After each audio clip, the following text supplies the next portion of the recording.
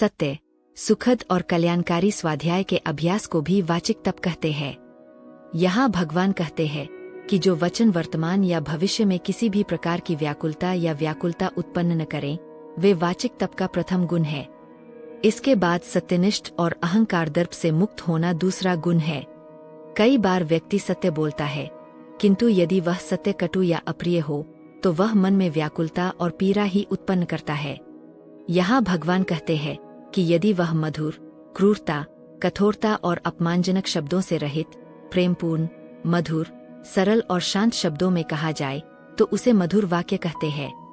वाणी मधुर और कल्याणकारी होनी चाहिए। यदि ऐसा न हो सके तो कुछ भी न बोलना ही बेहतर है। कटु सत्य बोलने से बेहतर है कि ऐसे शब्दों का प्रयोग किया जाए जो मधुर हों और सामने वाले श्रोता के जीवन को दिशा प्रदान करें।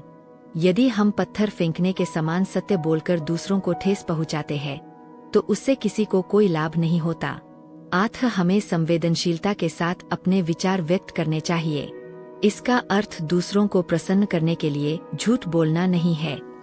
इसीलिए भगवान कृष्ण ने बोलने की वह सीमा निर्धारित की है जिससे व्यथा उत्पन्न न हो, जो सुखद, हितकारी, यथार्थपरक और सत्य हो। यहाँ मधुर बोलने का अर्थ दूसरों की झूठी प्रशंसा करना भी नहीं है, जिससे उन्हें अत्यधिक प्रसन्नता प्राप्त होती है।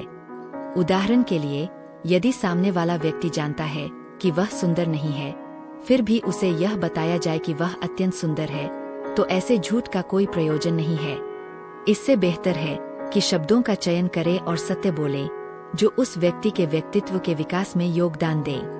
शास्त्रों में सामान्य वाणी के 18 दोष बताए गए हैं, जैसे बिना मतलब बोलना, एक ही बात को बार बार दोहराना, गलत और अश्लील बोलना, आवश्यकता से अधिक बोलना, लंबा बोलना, कठोर बोलना, संदिग्ध स्वर में बोलना, दीर्घ उच्चारण में बोलना, श्रोता से विमुख होकर बोलना, असत्य बोलना, चतुर्विध मार्ग, धर्म, अर्थ, काम और मोक्ष के विरुद्ध बोलना, कठोर बोलना, कठिन शब्दों में बोलना, अव्यवस्थित ढंग से बोलना, बहुत कम बोलना, बिना कारण बोलना और असंगत बोलना।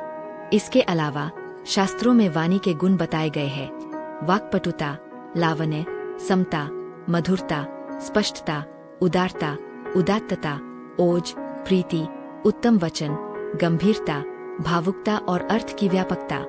भगवान इस प्रकार की वाणी को वाणी की तपस्या में प्रथम मानते हैं। इसके बाद वे स्वाध्याय को भी वाणी की तपस्या का एक अंग मानते हैं। महर्षि पतंजलि ने स्वाध्याय की व्याख्या मोक्ष प्राप्ति में सहायक शास्त्रों के अध्ययन के रूप में की है। स्वाध्यायः मोक्ष शास्त्रस्य अध्ययनम्, अर्थात मोक्ष प्रदान करने वाले शास्त्रों का अध्ययन ही स्वाध्याय है। वे इन शास्त्रों का बार बार पाठ करके उनका अभ्यास करना और उन्हें अपने जीवन में आत्मसात करने को भी वाचिक तप मानते हैं।